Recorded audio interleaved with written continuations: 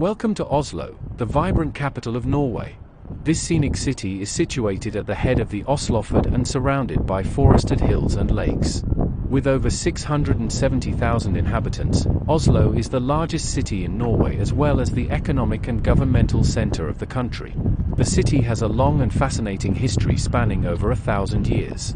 Oslo was founded in 1040 by King Harald Hardrada, who built a cathedral and a royal residence here. Due to its strategic location at the end of the Oslofjord, the settlement soon became an important trading post and port. After several centuries under Danish rule, Christian IV of Denmark established Oslo as a city called Christiania in 1624. Over the next decades, the young city was ravaged by multiple fires and wars. It wasn't until 1877 that Oslo became the official capital of Norway, when the city regained its original Norwegian name. Oslo experienced rapid growth and development in the late 1800s, fueled by Norway's industrialization. Imposing buildings including the Royal Palace and Parliament were constructed, reflecting Oslo's status. By 1900, Oslo had over 250,000 residents. But further expansion plans were interrupted by World War II when the Nazis occupied Oslo from 1940 to 1945. After the war, Oslo focused on rebuilding and redevelopment. The city spread outwards by annexing surrounding towns and underwent major urban renewal projects. Oslo solidified its position as a center of shipping, banking, trade and industry in the post-war years. Today Oslo is known for its vibrant cultural scene, buzzing nightlife, modern architecture and thriving cafe culture alongside its well-preserved history. Now let's explore some of the top sites around this amazing city. We'll start in downtown Oslo, which is divided into two central areas, the harborfront Aker Brygge area lined with restaurants and nightlife, and the historic downtown centered around the main street Karl Johans Gate. As we walk along Karl Johans Gate, we're surrounded by grand neoclassical buildings including the Parliament, National Theatre and University. We'll pass the glamorous Hotel Continental, where famous entertainers like the Beatles once stayed. Turning down University Street, we approach the imposing Royal Palace, the official residence of Norway's monarch. The palace is perhaps Oslo's most iconic structure, a massive cream-colored building surrounded by immaculate gardens. It was constructed in the first half of the 19th century during Norwegian Romantic nationalism. Although the interior is not open to the public, we can watch the changing of the guards outside and admire the statues honoring prominent historical figures. Heading back towards the harbor, we enter Aker Brygge, the vibrant waterfront area lined with trendy restaurants, bars and nightclubs converted from old shipyards and warehouses. In the summer, the outdoor tables are filled with locals enjoying the sunshine. There are also shops selling Norwegian design, art galleries and a food hall to sample local delicacies. From Aker Brygge, we can take a short ferry ride to several small islands just off the coast of Oslo, including Hovadja. This car-free island offers beautiful walking trails through lush forests and meadows. There is also an outdoor swimming area perfect for a refreshing dip. After exploring Oslo's downtown, let's venture into some of the neighborhoods. We'll take the subway west to Frogner Park, home to the iconic Vigeland Sculpture Park. Here we find the centerpiece monolith, a soaring granite column covered in intricately carved human figures that represent the cycle of life. The park features over 200 other granite and wrought iron pieces by Norwegian sculptor Gustav Vigeland, providing a fascinating walk through his imaginative world. In the evening, we can check out Grünerløkka, one of Oslo's trendiest areas with a youthful vibe, indie boutiques, hipster cafes, and microbreweries. We can grab dinner at one of the buzzing restaurants before enjoying the pulsing nightlife in the neighborhood's bars. If you want to experience Oslo's music scene, head to concert halls like the Rockefeller Music Hall or Jar Festival taking place each August. When it comes to museums, Oslo has an outstanding selection. At the Munch Museum, see the largest collection of works by Norway's famous painter Edvard Munch, from his iconic Painting the Screen to his landscape paintings and lithographs. The Viking Ship Museum allows you to view incredibly preserved Viking longships and artifacts from 9th century burial sites. To learn about Oslo's maritime history, visit the Fram Polar Ship Museum and board the ship Fram used by early Arctic explorers like Nansen and Amundsen. At the Norwegian Folk Museum, an open-air display transports you back to life in centuries past through a medieval stave church and traditional farm buildings. and the National Museum houses the country's largest art collection with works spanning 5,000 years. In wintertime, Oslo offers abundant opportunities for winter sports. The Holmenkollen Ski Jump is a prime spot to watch daring ski jump competitions and get panoramic views over the city. Try cross-country skiing, sledding, ice skating at Spikersupper outdoor ice rink, or snowshoeing through the Nordmarka forest just outside the city. Stop at a cafe to warm up with hot chocolate or traditional GLGG. With its captivating mix of vibrant urban energy and natural beauty, fun festivals year-round, fascinating museums and deep cultural heritage, Oslo offers an unforgettable travel experience. Whether you spend your time exploring the modern waterfront district, admiring the preserved historic buildings, visiting world-class museums, or joining locals at one of the cozy cafes, Oslo will charm you with its blend of old and new. Thank you for joining me on this tour through Oslo. Let me know if you need any other recommendations for experiencing the best of Norway's remarkable capital. From its Viking origins to today's cosmopolitan city, Oslo rewards visitors with its rich culture, welcoming people, thriving restaurant scene and gorgeous natural setting.